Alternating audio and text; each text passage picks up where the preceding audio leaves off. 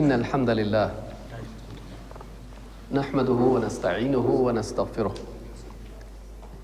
ونعوذ باللہ من شرور انفسنا ومن سیئات اعمالنا من يهده الله فلا مضل له ومن يضلل فلا هادي له واشهد ان لا اله الا الله وحده لا شريك له واشهد ان محمدا عبده ورسوله اما بعد فان خير الحديث كتاب الله وخير الهدي هدي محمد صلى الله عليه وعلى آله وسلم وشر الأمور محدثاتها وكل محدثة بدعة وكل بدعة ضلالة وكل ضلالة في النار. قال الله تبارك وتعالى كل نفس ذائقة الموت وإنما توفون أجوركم يوم القيامة فمن زحزح عن النار وأدخل الجنة فقد فاز وما الحياة الدنيا إلا متاع الغرور.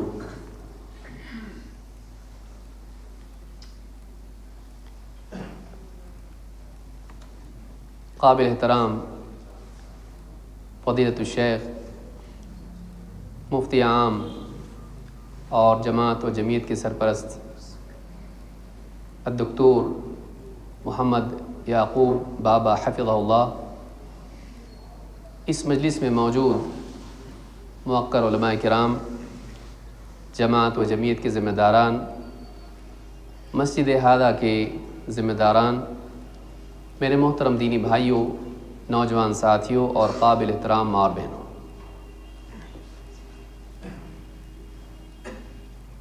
کامیابی وہ نہیں ہے جس کو انسان کامیابی سمجھے، کامیابی وہ ہے جسے انسان کا بنانے والا، اس کا خالق و مالک رب العالمین اللہ تبارک و تعالی کامیابی قرار دے۔ انسان کی بنیادی غلطیوں میں سے ایک بہت بڑی غلطی یہ ہے کہ وہ کامیاب ہونا چاہتا ہے، لیکن کامیابی کو اپنے طور پر قرار دیتا ہے کہ کامیابی یہ ہے، یا کسی اور کے بولنے سے مان لیتا ہے کہ کامیابی یہ ہے، اور پھر اس پر غلطی یہ کہ جس چیز کو وہ اپنے طور پر یہ سماج کے بولنے کی وجہ سے کامیابی سمجھ لیتا ہے، اپنی پوری زندگی، اپنی پوری صلاحیتیں اس کے لیے لگا دیتا ہے۔ زندگی ختم ہو جاتی ہے، مرنے کے بعد وہ اللہ رب العالمین کے ہاں حاضر ہوتا ہے اور پتہ چلتا ہے کہ کامیابی وہ نہیں تھی جس کو تو کامیابی سمجھا، تو ناکام ہے۔ سب سے زیادہ عقل مند اور سعادت مند انسان وہ ہے جو کامیابی کے جاننے کے لیے رب العالمین کی رہنمائی کی طرف رجوع کرے، وہ خود سے طے نہ کرے کہ کامیابی کیا ہے، بلکہ جس نے شہد کی مکھی کو جینے کا طریقہ بتایا، جس نے مچھلیوں کو تیرنا سکھایا، پرندوں کو اڑنا سکھایا، مخلوقات کو پیدا کرنے کے بعد چھوڑ نہیں دیا، بلکہ ان کا مقصود، ان کا کام ان کو سکھایا کہ ان کو دنیا میں کیا کرنا ہے، وہ اللہ انسان کو اس کے حال پر نہیں چھوڑ سکتا۔ ربنا الذی اعطى كل شیء خلقہ ثم ہدی۔ فرعون نے جب پوچھا کہ تمہارا رب کون؟ موسیٰ علیہ السلام اور ہارون علیہ السلام، ان کا جواب یہ تھا، ہمارا رب وہ ہے جس نے ہر چیز کو اس کا ڈھانچہ عطا کیا اور پھر اس کے بعد اس کو رہنمائی دے دی، تو اس کو کرنا کیا ہے، اس کا مقصود کیا ہے۔ جو اللہ چونٹی کو جینے کا طریقہ سکھائے، وہ انسان جیسی سوجھ بوجھ، عقل اور عمل کی صلاحیت رکھنے والی مخلوق کو اس کے حال پر نہیں چھوڑ سکتا۔ ایسا نہیں ہو سکتا ہے کہ اس کو جینے کا مقصد نہ دے، اس کو کامیاب ہونے کا راستہ نہ بتائے، جبکہ کامیابی کی طلب اس کے اندر ہے۔ جس اللہ نے انسان کو بھوک دی، اس نے کھانا بھی دیا، اس کے اندر پیاس پیدا کی تو اس کے لیے پانی بھی برسایا، اس کو زمین پر روک کے رکھا۔ انسان کے جذبات، اس کی چاہتیں اللہ کو معلوم ہیں۔ انسان کامیاب ہونا چاہتا ہے، اس کی جبلت میں، اس کی فطرت میں، وہ ناکامی کو پسند نہیں کرتا ہے۔ ایک چھوٹا بچہ بھی جب کسی چیز کو، کوئی برتن کو کھولنے، ڈھکن کھولنے کی کوشش کرتا ہے، یا کوئی چیز اپنے طور پر اس کو اپنے لیے استعمال کرنا چاہتا ہے، نہیں کر پاتا ہے تو غصہ ہوتا ہے، وہ فیل نہیں ہونا چاہتا ہے، انسان کی فطرت میں۔ لیکن مسئلہ یہاں ہے کہ وہ کامیابی کے تعین کے لیے، طے کرنے کے لیے کہ کامیابی کیا ہے، وہ اس مالک کی طرف رجوع نہیں کرتا ہے جو اس سے زیادہ اس کے بارے میں جانتا ہے۔ خود انسان اپنے بارے میں اتنا نہیں جانتا جتنا اس کا بنانے والا۔ الا یعلم من خلق، کیا وہی نہیں جانے گا جس نے انسان کو پیدا کیا؟ سب سے بڑا سعادت مند انسان وہ ہے جو کامیابی کے معاملے میں یہ دیکھے کہ میرے رب نے کس کو کامیابی قرار دیا ہے، پھر اپنے دل سے اس کامیابی کا ارادہ کریں اور اپنی پوری زندگی کو، پوری محنتوں کو، کوششوں کو اس کے پانے میں اور اس کے راستے پر چلنے میں لگا دیں۔ ایک منزل ہے، دوسرا راستہ۔ اللہ نے جو منزل بتائی اس کی طرف چلے، اور اللہ نے جو راستہ بتایا اس پر چلے۔ منزل کی طرف دوڑیں، منمانی منزل نہ بنا لیں، بلکہ اللہ تعالیٰ نے جس کو منزل قرار دیا ہے اس کو اپنی منزل بنائیں۔ اللہ نے جو راستہ اس منزل تک لے جانے والا بتایا ہے اس راستے کو اپنائیں۔ سب سے عقل مند انسان وہ ہے، سب سے کامیاب ترین انسان وہ ہے۔ کامیابی کی شروعات وہیں سے ہوتی ہے جب آدمی کا پہلا قدم منزل کی طرف اس راستے پر پڑتا ہے جو اسے کامیابی کی منزل تک لے جاتا ہے۔ لیکن یہ مہلت ہمیشہ کے لیے نہیں ہے، ایک محدود عمر اللہ نے دی ہے، جو کچھ کر سکتا ہے اسی میں کر لے، اس سے پہلے کہ تیری موت آئے۔ اللہ تعالیٰ نے کامیابی کے بارے میں بتایا، واقعی کامیابی کیا ہے۔ اللہ نے فرمایا کل نفس ذائقۃ الموت، ہر جاندار کو موت کا مزہ چکھنا ہے۔ وَإِنَّمَا تُوَفَّوْنَ أُجُورَكُمْ يَوْمَ الْقِيَامَةِ، اور تمہارے اعمال کا، کوششوں کا پورا بدلہ تمہیں قیامت کے دن دیا جائے گا۔ وَمَنْ زُحْزِحَ عَنِ النَّارِ وَأُدْخِلَ الْجَنَّةَ فَقَدْ فَازَ، تو جو جہنم سے بچا لیا گیا اور جنت میں داخل کر دیا گیا، یہ کامیاب ہوا۔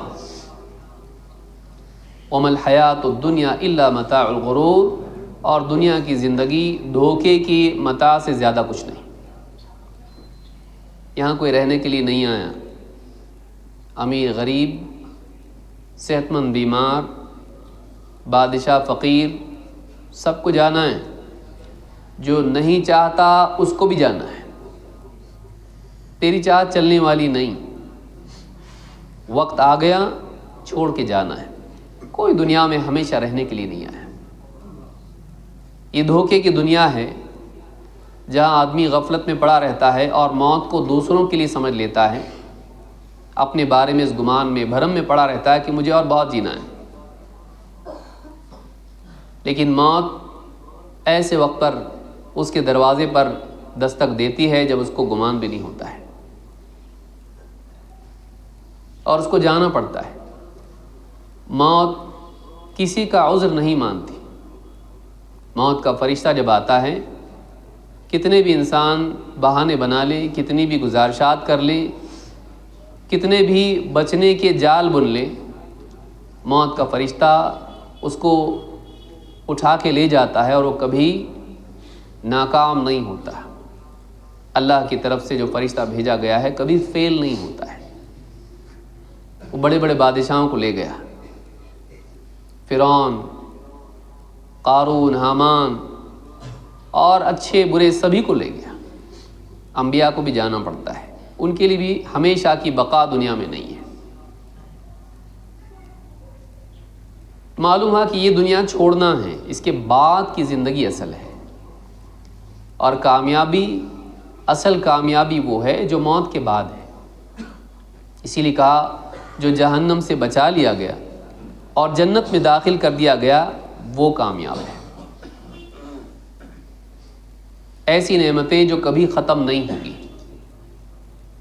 ان فی الجنت ما لا عین رأت ولا اذن سمعت وما خطر على قلب بشر بل ہما اطلعکم اللہ علیہ. جنت میں وہ ساری چیزیں ہیں، جنت میں ایسی چیزیں ہیں جن کو کسی آنکھ نے دیکھا نہیں، کسی کان نے سنا نہیں، کسی دل پر اس کا خیال بھی نہیں گزرا، کسی دل میں اس کا تصور بھی نہیں آ سکتا. بل ہم اطلعکم اللہ علیہ، بس تمہارے لیے اتنا ہی کافی جتنا اللہ نے تم کو بتا دیا. جتنا بتایا وہ پورا نہیں ہے، جنت میں اور بہت کچھ ہے. لہم ما یشاؤون فیہا ولدینا مزید. اس سے بڑھ کے اور کیا ہوگا کہ جنتی جو چاہیں گے وہ سب ملے گا، اور ہمارے پاس ان کے لیے اور زیادہ ہے. اور زیادہ ہیں میں ایک اعتبار سے، نعمتوں کے اعتبار سے بھی ان کے تصور سے زیادہ ہیں، لیکن ان میں سب سے بڑی نعمت اللہ کا دیدار ہے. للذین احسنوا الحسنى وزیادہ. جن لوگوں نے بھلائی کی ان کے لیے بھلائی ہے اور زیادہ ہے. امام ابن ابی عاصم نے اپنی کتاب السنہ میں روایت نقل کی کہ اس آیت کی تفسیر میں ابو بکر صدیق رضی اللہ تعالیٰ کہتے ہیں یہاں پر حسنہ سے مراد جنت ہے اور زیادہ سے مراد رؤیت اللہ، اللہ کا دیدار ہے. کہ جس کی عبادت زندگی بھر کرتا رہا، مرنے کے بعد آخرت کی دنیا میں جنت میں جا کے اس کا دیدار کرنے کی توفیق ملے گی. ایسی نعمت کہ انسان جنت کی ساری نعمتوں کو بھول جائے گا اس وقت. لیکن یہ انہی کو ملے گا جو دنیا میں اللہ کی عبادت کا حق ادا کرتے رہے، جن کی چاہت آخرت کی کامیابی تھی، جو دنیا کو کھو کر اللہ کو پانا چاہتے تھے. ابن قیم رحمۃ اللہ علیہ فرماتے ہیں زندگی مومن کی پوری ہجرت والی ہوتی ہے. اس کو ایک چیز چھوڑ کے دوسری چیز کی طرف جانا پڑتا ہے. غیر اللہ کی محبت سے اللہ کی محبت کی طرف ہجرت، معصیت سے نیک اعمال کی طرف ہجرت، غفلت سے اللہ کی یاد کی طرف ہجرت، گناہوں سے توبہ کی طرف ہجرت. زندگی میں مسلسل ہجرت کا عمل چلتا رہتا ہے. زمینی ہجرت اصل اس ہجرت کے تابع ہے جو معنوی ہے. اسی لیے حدیث میں اللہ کے نبی صلی اللہ علیہ وسلم فرماتے ہیں المہاجر من ہجر ما نہى اللہ عنہ. واقعی مہاجر وہ ہے جو اللہ کی منع کی ہوئی چیزوں کو چھوڑ دے. بلکہ کمال اس کا یہ ہے کہ اللہ سے غافل کرنے والی چیزوں کو بھی چھوڑ دے. لہذا اصل کامیابی چیزوں کو پانا نہیں ہے، اصل کامیابی چیزوں کے مالک کو، رب کو، خالق کو پانا ہے. اللہ کو اگر پا لے اور چیزیں نہیں پایا، یہ کھونے والوں میں نہیں ہے. اس لیے کہ دنیا کا سب سے بڑا پانے والا بھی کچھ نہ کچھ کھوتا ہے. اس میں ہم سب مشترک ہیں، اس میں ہم سب برابر ہیں. ہر آدمی چاہے اس دنیا کا کتنا بڑا اچیومنٹ والا کیوں نہ ہو، کچھ نہ کچھ اس کو نہیں ملا ہے. تو اس اعتبار سے سب برابر ہیں. کوئی ایسا نہیں جس نے سب کچھ پا لیا. دنیا میں کوئی ایسا نہیں ہے. سب مل گیا اس کو. تو کھونا تو ہر ایک کے ساتھ لگا ہوا ہے، لیکن واقعی کھونا یہ ہے کہ آدمی سب کچھ پا لیں، اللہ کو کھوئے. اللہ کو کھونا سب سے بڑی ناکامی ہے. لہٰذا اللہ نے فرمایا کہ جو جہنم سے بچا لیا گیا اللہ کو پانے کے لیے دنیا میں اللہ کی اطاعت اور آخرت میں اللہ کی جنت، کوشش کے اعتبار سے اللہ کو پانا ایمان اور عمل کے ذریعے سے، اور آخرت میں اللہ کو پانا رضا اور اللہ کے دیدار کے اعتبار سے. یہ پانا ہے. فَمَنْ زُحْزِحَ عَنِ النَّارِ وَأُدْخِلَ الْجَنَّةَ فَقَدْ فَازَ. جو جہنم سے بچا لیا گیا، جنت میں داخل کر دیا گیا، یہ کامیاب ہو گیا. لیکن دنیا کا پانا وہ بھی تو ہے نا. وَمَا الْحَيَاةُ الدُّنْيَا إِلَّا مَتَاعُ الْغُرُورِ. اللہ نے ان لوگوں کے حال کو بیان کیا جو دنیا کے پانے کو پانا سمجھتے ہیں. وَمَا الْحَيَاةُ الدُّنْيَا إِلَّا مَتَاعُ الْغُرُورِ. اور دنیا کی متاع، دنیا کی زندگی دھوکے کی متاع سے زیادہ نہیں ہے. یہاں کا پانا بھی واقعی پانا نہیں. عجیب بات یہ ہے کہ انسان پوری محنت کر کے، قربانیاں دے کے، سب کچھ کر کے جب دنیا پا لیتا ہے تو دنیا بوجھ بن جاتی ہے. دنیا کا مآل یہ ہے، یہاں پانے تک شوق اور پانے کے بعد بوجھ. آپ دیکھ لیں، آپ کو گاڑی لینا ہے، کپڑے لینا ہے، گھر لینا ہے، موبائل فون لینا ہے. آپ کو لینے تک کتنا شوق ہوتا ہے، لینا ہے. رات کو نیند نہیں آتی اگر کل جانا ہے تو. لینے تک وہ چیز شوق پیدا کرتی رہتی ہے. لیکن جب لے لیتا ہے، ٹھیک ہے، تھوڑے دن تک اس کی ایک گاڑی لے لی، بائک لے لی، بستی کے کسی بچے کو چھونے تک نہیں دیتا، اسکریچز آ جائیں گے. موبائل فون اسکریچز نہیں چاہیے. کچھ وقت کے بعد وہ کہیں پڑا ہوتا ہے، 50 بار گرتا ہے. گاڑی میں کتنے اسکریچز ہوتے ہیں، دھول جمی ہوتی ہے. کچھ وقت کے بعد اس کا اٹریکشن ختم ہو جاتا ہے. دنیا ایسی ہے. پا کر بھی انسان کو واقعی پانے کی خوشی وقتی ہوتی ہے، اس کے بعد وہ چیز معمول بن جاتی ہے اور اس کی دلچسپی ختم ہو جاتی ہے. دنیا کی چیزوں کا عیب اتنا ہی کافی ہے کہ وہ پانے تک شوق ہوتی ہیں، پانے کے بعد ایک مرحلے میں کچھ وقت تک کے لیے اس کی دلچسپی باقی رہتی ہے، اس کے بعد وہ بوجھ بن جاتی ہے، وہ ایک روٹین کی چیز بن جاتی ہے، اس کا اٹریکشن ختم ہو جاتا ہے. ایسی زندگی کے لیے، ایسی دنیا کے لیے، ایسی چیزوں کے لیے آدمی اپنی پوری زندگی لگا دے، اور اس پر برا یہ کہ وہ اللہ کو کھوئے، وہ اللہ کے دین کو پس پش ڈالے، اللہ کے حکموں کو نظر انداز کر دے، بلکہ گناہوں میں واقع ہو، حرام ذریعے سے دنیا کو پائے. ایسی دنیا جو اس کو واقعی سکون دے ہی نہیں سکتی. اگر دنیا سکون دیتی تو دنیا میں مال کے اعتبار سے سب سے اوپر جو لوگ ہیں وہ سکون سے سوتے، خوش ہوتے. نہیں ہے ایسا. پوچھ لیجئے بڑے بڑے جتنے بھی ہیں، ایلان مسک، جیف کیا نام ہے وہ امیزون والے کا، سب کے سب ایسے پریشان حال ہیں. وہ لوگ، ان کے چہرے مسکراتے ہیں، لیکن جب بات کرتے ہیں تو بتاتے ہیں کہ ہماری زندگی میں بہت کچھ کھوئے ہیں ہم لوگ، یہ پانا ہمارے لیے میننگ لیس ہے. پھر وہ کیا کرتے ہیں، اپنے کام میں اپنے آپ کو اتنا کھپا دیتے ہیں جیسے ایک نشے والا ہوتا ہے کہ شراب میں، ڈرگز میں اپنے آپ کو اتنا کھو دیتا ہے کہ اس سے اس کا دکھ بھولنا اس کے لیے آسان ہوتا ہے. وہ خوش ہونے کے لیے نہیں کرتا ہے، وہ دکھ بھولنے کے لیے کرتا ہے. شرابی شراب کیوں پیتا ہے؟ خوش ہونے کے لیے.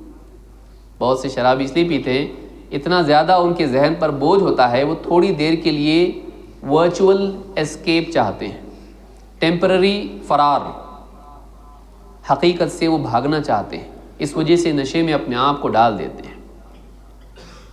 دنیا بھی اسی قسم کا ایک نشہ ہے. واقعی خوشی نہیں دے سکتا ہے، واقعی سکھ نہیں دے سکتا ہے، واقعی خوشی کب ہوگی؟ وجوہ یومئذ ناظرہ الی ربہا ناظرہ، قیامت کا دن جب آئے گا کچھ چہرے ایسے ہوں گے، پریشان نہیں ہوں گے دوسرے پریشان چہروں میں، کچھ چہرے ایسے ہوں گے کہ جو ان کے چہروں پر خوشی کے آثار نمایاں ہوں گے، تر و تازہ ہوں گے۔ کیا کر رہے ہوں گے؟ الی ربہا ناظرہ، وہ چہرے اپنے رب کی طرف دیکھ رہے ہوں گے، رب کا دیدار ان کو ہوگا۔ واقعی خوشی یہ ہوگی جس کا اظہار ان کے چہروں سے ہوگا۔ جب آدمی بہت بڑی چیز پاتا ہے تو خوشی کو چھپا نہیں پاتا ہے۔ ایک بچہ، اس کو ڈر تھا فیل ہو گیا تو گھر پہ پٹائی ہوگی، کریئر خراب ہوگا، لیکن اس کے باوجود جب دیکھتا ہے کہ پاس ہو گیا اور اچھے نمبر سے پاس ہو گیا تو اتنا خوش ہوتا ہے کہ بار بار اپنے رزلٹ کو دیکھتا ہے اور اس کا چہرہ خوش ہوتا ہے۔ اتنے میں اس کو ٹھوکر بھی لگے تو کچھ فرق نہیں پڑتا اس کا چہرہ ٹھوکر کی طرف نہیں ہوتا ہے، وہ جو اس کو ملا ہے اس کی طرف ہوتا ہے۔ اس کا چہرہ دیکھ کے لوگ سمجھ لیتے ہیں ہاں پاس ہو گیا، اس کو بتانا نہیں پڑتا ہے کہ میں خوش ہوں، میں پاس ہو گیا۔ اس کی کامیابی اس کا چہرہ بتا رہا ہوتا ہے، اس کی زبان کی ضرورت نہیں ہوتی ہے۔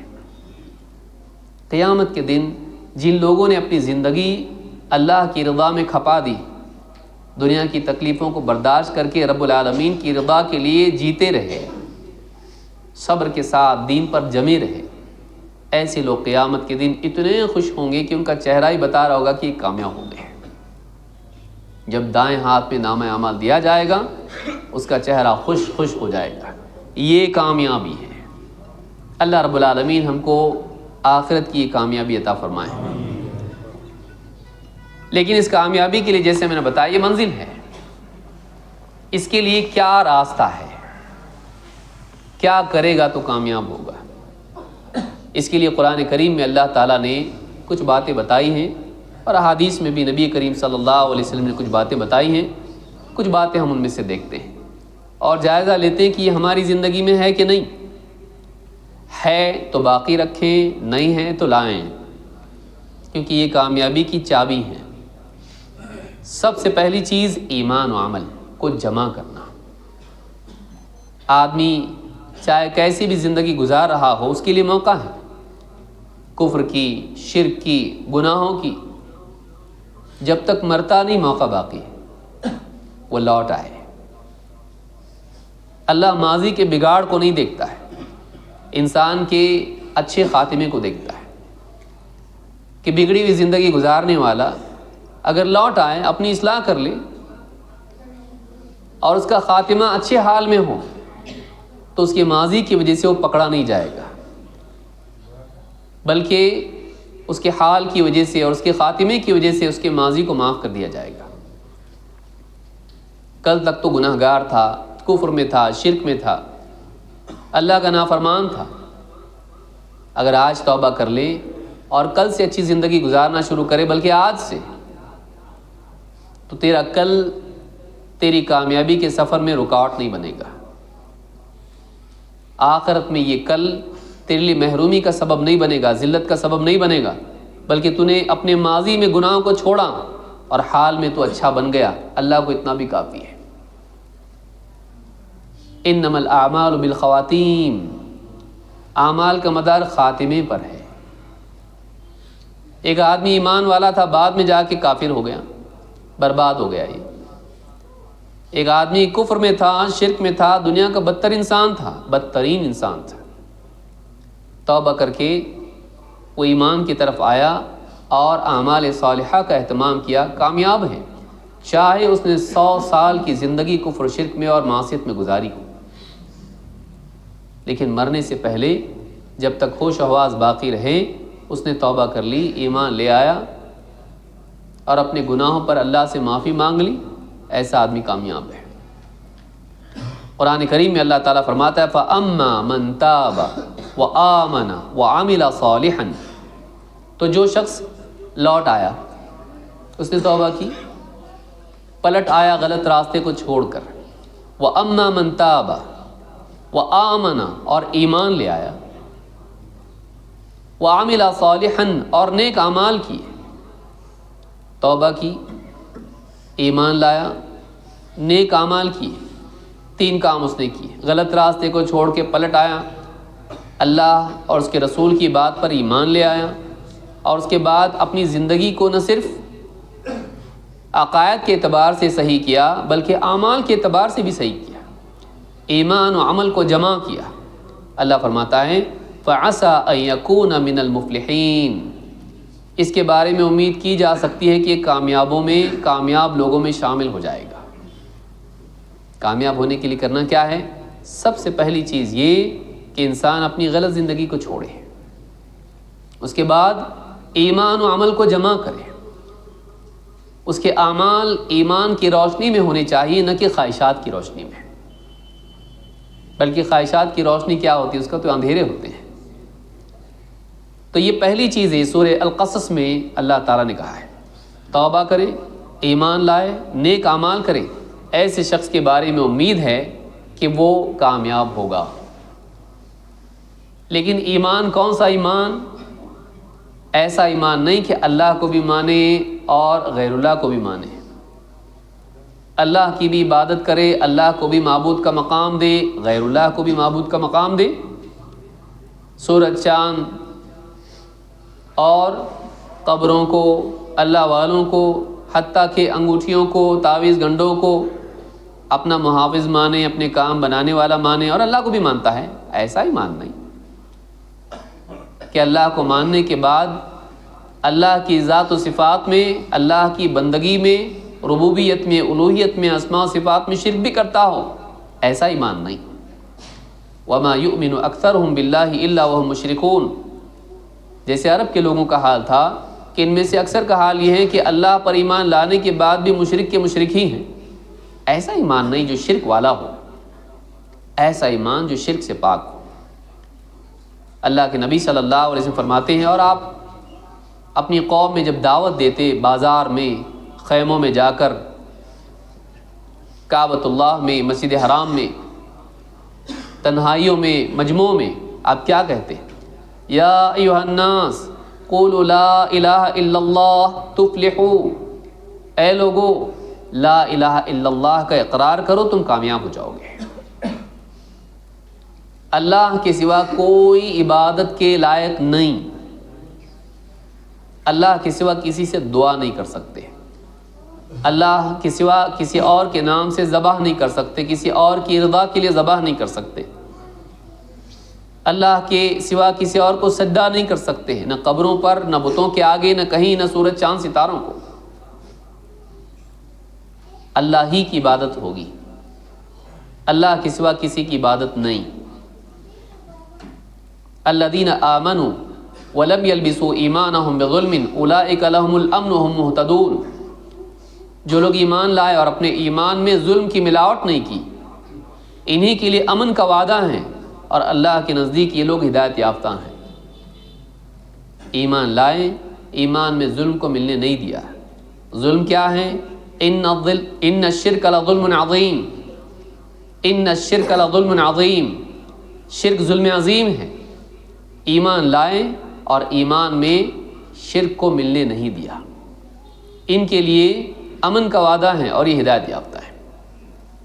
تو توحید کا اہتمام زندگی میں ہو، ہر حال میں، یعنی کہ عام حالات میں تو موحد بنا رہے، لیکن پھر کبھی بچہ بیمار ہو گیا اور سارے ڈاکٹر ہاتھ اٹھا دیے،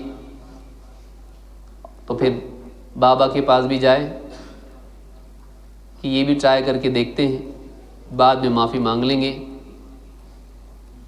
ایسا کوئی کام نہ کرے جس سے اس کا ایمان خراب ہو، اپنے ایمان کی حفاظت کرے، توحید کا اہتمام کرے، اللہ کے سوا کسی کو اپنا معبود نہ بنائے، نہ رب بنائے، نہ اللہ کے مقام کے، اللہ کے برابر کسی اور کو مقام دے۔ وَرَبَّكَ فَكَبِّرْ، اپنے رب کی بڑائی بیان کر، اللہ کے برابر کسی کو نہیں مانے، نہ اللہ کے ساتھ کسی کو شریک کرے۔ دوسری چیز کامیاب ہونے کے لیے ایمان کے ساتھ اس کی زندگی میں اللہ اور اس کے رسول کے حکموں کی تابعداری ہو، خواہشات کی نہیں۔ اللہ تعالیٰ فرماتا ہے یا ایھا الذین آمنوا اتقوا اللہ وقولوا قولا سدیدا یصلح لکم اعمالکم ویغفر لکم ذنوبکم ومن یطع اللہ ورسولہ فقد فاز فوزا عظیما۔ یہاں بھی ایک کامیابی کا ذکر اللہ نے کیا ہے۔ کامیاب کون؟ اے ایمان والو، یا ایھا الذین آمنوا، کیا کرو؟ اتقوا اللہ، اللہ سے ڈرو، وقولوا قولا سدیدا، اور حق بات بولو، سیدھی سیدھی بات بولو۔ اللہ سے ڈرو اور قول سدید کا اہتمام کرو، سیدھی بات جس میں کوئی کفر و شرک نہ ہو، جس میں کوئی دھوکہ نہ ہو، جس میں کوئی ٹیڑھا پن نہ ہو، عدل و انصاف سے ہٹی ہوئی بات نہ ہو، نہ اللہ کے حق میں نہ بندوں کے حق میں، نہ اخلاقی اعتبار سے انحراف اس میں ہو۔ وقولوا قولا سدیدا یصلح لکم اعمالکم، اگر تم ایسا کرو گے اللہ کے خوف کی بنیاد پر تم بری باتوں سے بچو گے، اپنے کلام کی اصلاح کرو گے۔ یصلح لکم اعمالکم، اللہ تمہارے اعمال کی بھی اصلاح کر دے گا۔ تم اپنے دل کی، اپنی زبان کی اصلاح کرو، اللہ کی توفیق سے تمہارے اعمال کی بھی اصلاح ہو جائے گی۔ یصلح لکم اعمالکم ویغفر لکم ذنوبکم، اور اتنا ہی نہیں، تمہاری کوتاہیاں، غلطیاں، گناہوں کی مغفرت بھی فرما دے گا۔ وَمَن يُطِعِ اللَّهَ وَرَسُولَهُ فَقَدْ فَازَ فَوْزًا عَظِيمًا، جو اللہ اور اس کے رسول کی فرما برداری کریں یہ بہت بڑی کامیابی کا مستحق ہو گیا۔ کامیابی کہاں سے شروع ہوتی ہے؟ جب زندگی میں اللہ اور اس کے رسول کا حکم آتا ہے۔ سماج کے بنائے ہوئے رسم و رواج پر چلنا نہیں، اگر صحیح ہے تو ٹھیک، لیکن سماج کے بنائے ہوئے کہاں سے ٹھیک ہوں گے، خصوصاً جب وہ کتاب و سنت کی بالکل برخلاف ہو۔ باپ دادا کا طور طریقہ، ہمارے باپ دادا ایسے ہی کرتے آئے، میجورٹی ایسا کرتی ہے، فائدہ اس میں ہے دنیا کا، میرا دل یہ کہتا ہے، بلکہ میرا رب کیا کہتا ہے یہ دیکھنا ہے، میرے رسول کا کیا کہنا ہے۔ اللہ اور اس کے رسول کا حکم نہیں توڑنا، چاہے اس میں نقصان ہو، چاہے اس میں ذلت ہو، چاہے اس کی وجہ سے انسان کی مقبولیت کم ہوتی ہو، ختم ہوتی ہو، بات وہی کرنا، عمل وہی کرنا جو کتاب و سنت کے مطابق ہو۔ اللہ کا حکم کتاب میں ہے اور رسول اکرم صلی اللہ علیہ وسلم کی تعلیمات اور کتاب کی توضیحات سنت میں ہے، کتاب و سنت کی پیروی کرنا۔ صرف نماز میں نہیں، تجارت میں بھی بعض اوقات ہوتا ہے نا، آدمی عبادات میں اس سے زیادہ متقی کوئی نہیں، معاملات میں غلط، تجارت میں گڑبڑ، یا تجارت میں بھی ٹھیک ہے، گھر والوں کے، رشتہ داروں کے حقوق ادا کرنے میں اللہ اور اس کے رسول کی بات نہیں مانتا، بہنوں کی جائیداد نہیں دیتا، شادی کر دی نہ تمہاری بس۔ بہت سارے علاقوں میں کیا ہوتا ہے، نکاح پر بہت خرچ ہوتا ہے، اور بہنوں کی، باپ کا انتقال ہو گیا، بہنوں کا نکاح کر دیا، جائیداد کا بڑا حصہ بھائی لے لے گا اور بہنوں کو کچھ دے دلا کے چھٹی کر دے گا۔ جو حق ان کا ہے ان کو دے، جس کا حق اس کو دیا جائے۔ زندگی کے سارے معاملات میں کتاب و سنت کی تابعداری ہو، صرف عبادات میں نہیں،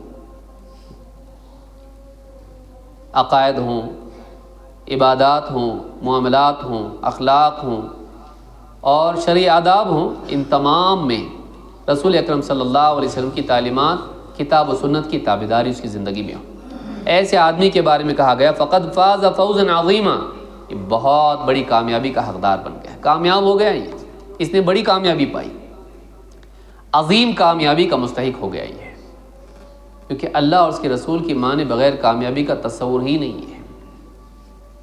تو یہ بھی چیز زندگی میں آئے کہ آدمی دیکھتا رہے فلاں مسئلے میں اللہ اور اس کے رسول کا کیا حکم ہے۔ زندگی میں کوئی بھی مسئلہ آیا، آپ کے نکاح آیا، جنازہ آیا، آدمی بعض اوقات ان میں رشتہ دار ناراض ہو جائیں گے، اگر ہم نے ڈھول تاشے نکاح میں نہیں کیے رشتہ دار ناراض ہو جائیں گے، اگر ہم نے والد صاحب کے سارے قسم کے رشتہ دار ہیں، صرف ہم تھوڑی نہ ہیں، تو سب کی چاہتیں پوری کریں گے، چادریں چڑھائیں گے، پھول چڑھائیں گے، سب کچھ کریں گے، ہر قسم کی بدعات کریں گے، 40واں 10واں سب علاقوں میں چلتے ہیں۔ رکنا ہے نہیں۔ کتاب و سنت کی تابعداری زندگی کے تمام معاملات میں، چاہے اس سے عزت ملے یا ذلت ملے۔ بعض اوقات صرف عزت کے مواقع پر آدمی کتاب و سنت کی تابعداری کرتا ہے، ذلت کے معاملات میں کٹ کے نکل جاتا ہے۔ چاہے عزت ملے ذلت ملے، صحابہ کی زندگی میں آپ دیکھیں گے انہوں نے عزت اور ذلت کی پرواہ نہیں کی، اللہ اور اس کے رسول کے حکم کی پرواہ کی، اللہ نے ان کو عزت دی ہے، عزت اسی میں ہے۔ تیسری چیز سلف کے منہج کی پیروی، صحابہ کے راستے پر چلنا، یہ بھی کامیابی کا راستہ ہے۔ یہ نہیں کہ آدمی قرآن و سنت کی اپنے طور پر تعبیرات کرے، اپنے حساب سے اس کی انڈرسٹینڈنگ ہو، جو جی میں آئے قرآن کا مطلب نکالے، جو جی میں آئے حدیث کا مطلب لے، یہ کامیابی نہیں ہے، یہ ناکامی ہے۔ کامیابی ہے کہ کتاب و سنت کو سمجھنے کے لیے سلف کے فہم کی طرف، خصوصاً صحابہ کے فہم کی طرف رجوع کریں۔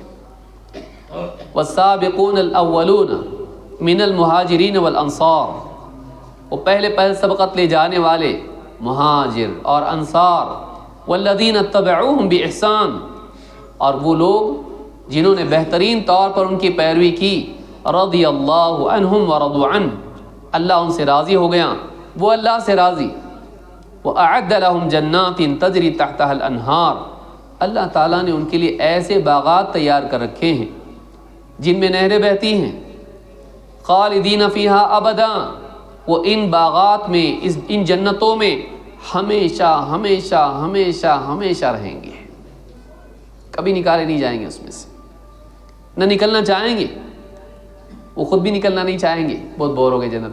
آدمی دیکھیے، آدمی موج مستی میں جاتا ہے لیکن کچھ وقت کے بعد دل میں اکتاہٹ پیدا ہوتی ہے، جنت میں ایسا نہیں ہوگا، جنت میں ایسا نہیں ہوگا، لا یبغون عنہا حولا، جنتی جنت سے کبھی منتقل ہونے کی چاہت نہیں کریں گے، شفٹ ہونا ہے ہم کو جنت سے، نہیں، وہ جس میں اتنے خوش ہوں گے کہ وہاں ہمیشہ رہنا چاہیں گے، اور ان کو ہمیشہ رکھا جائے گا، جو جنت میں جائے گا نکالا نہیں جائے گا، خالدین فیہا ابدا، وہ ان جنتوں میں ہمیشہ ہمیشہ رہیں گے، ذالک الفوز العظیم، یہ سب سے بڑی کامیابی ہے۔ دنیا میں 4 کوڑیوں کا جمع کر لینا، بینک بیلنس بنا لینا، تجوری میں کچھ پیسے بھر دینا، پھٹی ہوئی نوٹیں، یہ کامیابی نہیں ہے، یہ لوگوں کے نزدیک، کفار کے نزدیک کامیابی ہے۔ ان کو دیکھ کے ہم بھی ان کی نقالی کرنے میں ایسے لگ گئے کہ ہم نے اس کو کامیابی سمجھ لیا۔ کامیابی کیا ہے؟ کامیابی یہ ہے کہ آدمی ایسی جنت میں چلا جائے جس میں اللہ کی رضا اس کو نصیب ہو، اور اللہ اس کے اعمال کی بہترین جزا اس کو عطا فرمائے، اور ہمیشہ ہمیشہ کے لیے نعمت کے باغوں میں اس کو بسائے۔ اسی طرح سے کامیابی کے لیے ضروری ہے کہ ایک انسان اپنے نفس کا تزکیہ کرے، اپنے آپ کو ہر آن بہتر بنانے کی کوشش کرے۔ انسان کے نفس میں برائیوں کی طرف میلان ہے، لذتوں کی چاہت ہے، لذتوں کی چاہت اس کو اللہ کی حدیں پار کرنے پر آمادہ کرتی ہے، وہ حرام لذتوں کی طرف لپکتا ہے، دل اس کا چاہتا ہے، نفس اس کا چاہتا ہے، نفس یہ چاہتا ہے کہ لذتوں میں حد نہ ہو۔ اللہ تعالیٰ نے لذتوں میں حد رکھ دی ہے۔ تجارت کے ذریعے سے کمایا مال کھا سکتے ہیں، استعمال کر سکتے ہیں، لیکن چوری کا نہیں، سود کا نہیں، غصب کا نہیں، حد رکھ دی۔ ایک مال حلال ہے، وَأَحَلَّ اللَّهُ الْبَيْعَ وَحَرَّمَ الرِّبَا، تجارت کو حلال کیا لیکن سود کو حرام، اللہ نے حد بندی کر دی۔ نکاح کیا جائے گا لیکن زنا حرام، نکاح کے ذریعے سے اپنی چاہت پوری کرنا، خواہش پوری کرنا جائز ہے، بلکہ اس پر صدقے کا ثواب ہے، لیکن زنا حرام، دنیا میں بھی سزا، آخرت میں بھی سزا۔ شربت پی سکتا ہے، شراب نہیں، خمر نہیں، اللہ تعالیٰ نے نعمتوں میں حد بندی کر دی ہے اور لذتوں میں حد بندی کر دی ہے. یہ لذت جائز، یہ جائز نہیں. نفس نہیں چاہتا ہے، نفس چاہتا ہے کوئی حد نہ ہو.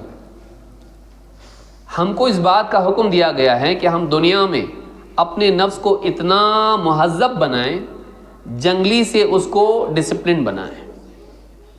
نفس جنگلی جانور کی طرح ہے، وہ کاٹنے کو دوڑتا ہے، وہ قاعدے نہیں جانتا ہے، وہ جو چاہے کرنا چاہتا ہے. اس کو ڈسپلن بنایا جائے. آپ نے دیکھا ہوگا سرکس وغیرہ میں بڑے بڑے جانور ہوتے ہیں، لیکن ان کو اتنا ڈسپلن بنایا جاتا ہے کہ چابک کے ذریعے سے ان کا کنٹرول کرنے والا ان کو کنٹرول کرتا ہے. کھڑے ہو جاؤ تو 2 پاؤں پہ کھڑے ہو جاتے ہیں. شیر 2 پاؤں پہ کھڑا ہو گیا انسان کے سامنے. کیا ہوا؟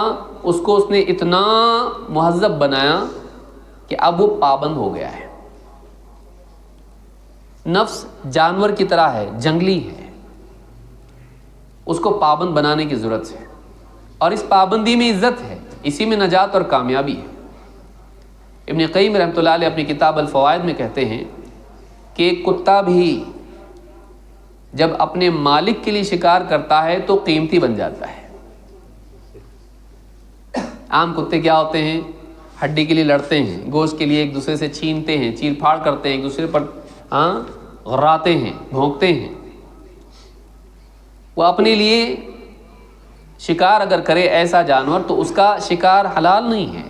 لیکن کلب معلم، سدھایا ہوا کتا اگر شکار کر کے مالک کو لا کے دے، اس کو ذبح کر کے اس کو کھایا جا سکتا ہے. وہ اپنے مالک کے لیے شکار کرتا ہے، وہ پکڑتا ہے لیکن لا کے مالک کو دیتا ہے. وہ اپنی چاہت کے مطابق نہیں کرتا ہے، مالک کے حکم کے مطابق کرتا ہے. اس کی ویلیو بڑھ جاتی ہے، اس کو خریدا جا سکتا ہے. حدیث میں استثناء اس کے لیے ہے، اس کے پالنے کی بھی گنجائش ہے شکاری کی، اور اس پر ثواب نہیں گھٹے گا. اس کے علاوہ کے لیے ہے وہ ثواب گھٹنے کا. تو آپ دیکھیے کتے کی عزت بڑھ جاتی ہے. اس کا ذکر اللہ نے قرآن کریم میں کیا ہے. کب؟ جب وہ اپنی خواہش کے بجائے مالک کے حکم کو یاد رکھتا ہے. بتائیے وہ انسان کتنا ذلت میں پڑ جائے گا جو اپنے مالک کے حکم کو بھلا کر اپنی چاہتوں کا غلام بن جائے. اسی لیے اللہ رب العالمین نے خواہشات کے غلام کے لیے کتے کی مثال قرآن میں دی ہے. فَمَثَلُهُ مَثَلُ الْكَلْبِ، اس کی مثال کتے کی مثال ہے، عام کتوں کی، سدھایا ہوا نہیں. اور 2 جگہ اللہ نے ذکر کیا اس کا. اس لیے اپنے نفس کو پاک کرنا یہ کامیابی ہے. یعنی پاک کرنا سے مراد نفس پابند ہو جائے اللہ کے حکموں کا. خواہشات کو قتل نہیں کرنا ہے، پابند بنانا ہے. انسان کی خواہشات، اس کی لذتوں کی طلب کو قتل نہیں کرنا ہے، اس کو ڈسپلن بنانا ہے. اللہ نے فرمایا قد افلح من زکاہا، کامیاب ہو گیا وہ جس نے اپنے نفس کو پاک کیا گندگی سے، اس کا تزکیہ کیا. تو نفس کا تزکیہ کرنا یہ ہے کہ ایک انسان نفس کے اندر جو برائیاں ہیں ان سے ان کو پاک کرے. جیسے مال میں سے زکوٰۃ دی جاتی ہے تو مال پاک ہوتا ہے. نفس کو اگر مہذب بنایا جائے، گندگیوں سے پاک کیا جائے تو بہتر بنتا ہے. لہٰذا یہ بھی ایک کام ہے جو کامیاب کراتا ہے. اور آخری چیز میں ذکر کر کے اپنی گفتگو ختم کروں گا، شیخ کا بھی وقت ہے. آخری چیز یہ ہے کہ ہم اپنی ذات کی فکر کرنے کے ساتھ ساتھ دوسروں کی بھی ہدایت کی، اصلاح کی فکر کریں. اپنے گھر والے، متعلقین، رشتہ دار، آس پڑوس کے لوگ، جہاں تک ہمارا دائرہ ہے. اللہ نے فرمایا وَلْتَكُمْ مِنْكُمْ أُمَّةٌ يَدْعُونَ إِلَى الْخَيْرِ وَيَأْمُرُونَ بِالْمَعْرُوفِ وَيَنْهَوْنَ عَنِ الْمُنْكَرِ وَأُولَئِكَ هُمُ الْمُفْلِحُونَ. تم میں کچھ لوگ ایسے ہونے چاہیے جو لوگوں کو بھلائی کی طرف بلائیں، بھلائیوں کا حکم دیں، تلقین کریں، برائیوں سے روکیں، منع کریں. اور آخر میں اللہ نے فرمایا اولئک هم المفلحون، یہی لوگ ہیں جو کامیاب ہونے والے ہیں. معلوم ہوا کہ صرف اگر اپنی فکر انسان کرے تو کامیابی نہیں ہے، اسی لیے اللہ تعالیٰ نے عمومی طور پر سورۃ العصر میں فرمایا والعصر ان الانسان لفی خسر، قسم زمانے کی انسان خسارے میں ہے، الا الذین آمنوا، سوائے ان کے جو ایمان لائے، وعملوا الصالحات، اور نیک اعمال کرتے رہے، وتواصوا بالحق وتواصوا بالصبر، اور ایک دوسرے کو حق کی وصیت کرتے رہیں، تاکید کرتے رہیں، اور ایک دوسرے کو صبر کی وصیت اور صبر کی تاکید کرتے رہیں۔ تو خود ایمان لائے، عمل کیے، لیکن دوسروں کو بھی حق کی اور صبر کی تاکید کرتے رہے، ان کو حق سمجھایا اور حق پہ جمنے کی تلقین کرتے رہے۔ جو لوگ ان کاموں کو کریں گے یہ لوگ کامیاب ہوں گے، خسارے سے بچیں گے۔ اللہ رب العالمین قرآن و سنت میں جتنی باتیں آئی ہیں جن میں کامیابی کا ذکر آیا ہے، ان کا اہتمام کرنے کی ہم سب کو توفیق عطا فرمائیں، ہمارے بیٹھنے کو قبول فرمائیں، اور دینی مجالس میں علماء کرام سے علم حاصل کرنے اور اس کے مطابق عمل کرنے کی توفیق عطا فرمائیں۔ اقول ھذا واستغفر اللہ لی ولکم۔